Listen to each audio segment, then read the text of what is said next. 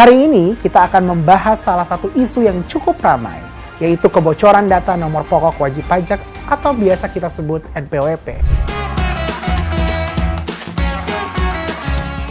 Belum lama ini, di platform media sosial X dengan nama @bjorka merilis 6 juta data NPWP Indonesia, termasuk milik Presiden Joko Widodo, Menteri Keuangan Sri Mulyani, Menkominfo Budi Ari, dan sejumlah pejabat penting lainnya.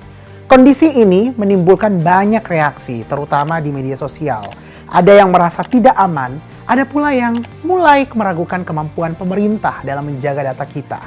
Dan bahkan ada yang bilang ini hanya pengalihan isu semata. Wait a minute. Sebelum kita buru-buru menyalahkan satu pihak, mari kita coba bedah dulu lebih dalam apa sih yang sebenarnya terjadi. Apakah semua ini memang salah pemerintah semata? Atau memang negara sedang menghadapi pembobolan cyber handal untuk memecah belah bangsa? Di media sosial, banyak yang mengatakan pemerintah gagal melindungi data kita. Atau ada yang lebih skeptis, ini mah pasti ditutup-tutupi oleh Kominfo seperti kasus-kasus sebelumnya. Ketidakpercayaan ini bukan tanpa alasan. Kasus kebocoran data ini bukan pertama kalinya terjadi dan banyak orang sudah mulai lelah mendengar janji perbaikan.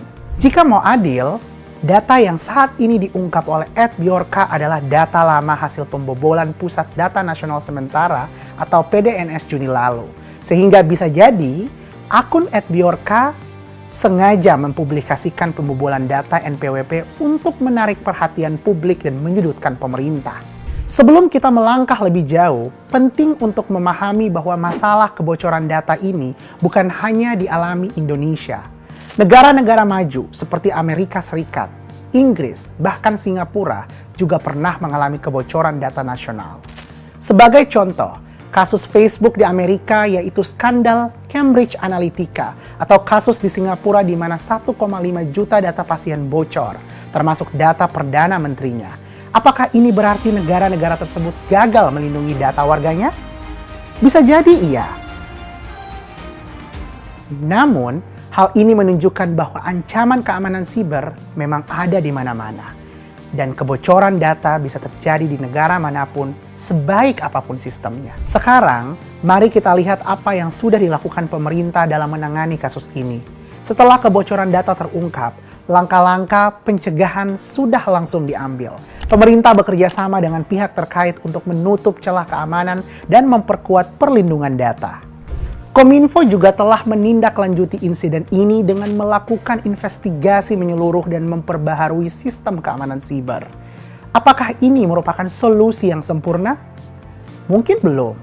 Tapi ini langkah yang jelas menunjukkan bahwa pemerintah tidak tinggal diam. Jika kita melihat lebih kritis, upaya Kominfo untuk terus meningkatkan perlindungan data sebenarnya sudah ada. Kebijakan baru terkait dengan pengelolaan data, peningkatan kapasitas siber, dan kerjasama internasional juga sudah dijalankan. Apakah ada yang kurang? Pasti. Tapi perlu diingat, sistem siber terus berkembang dan ancamannya pun semakin kompleks.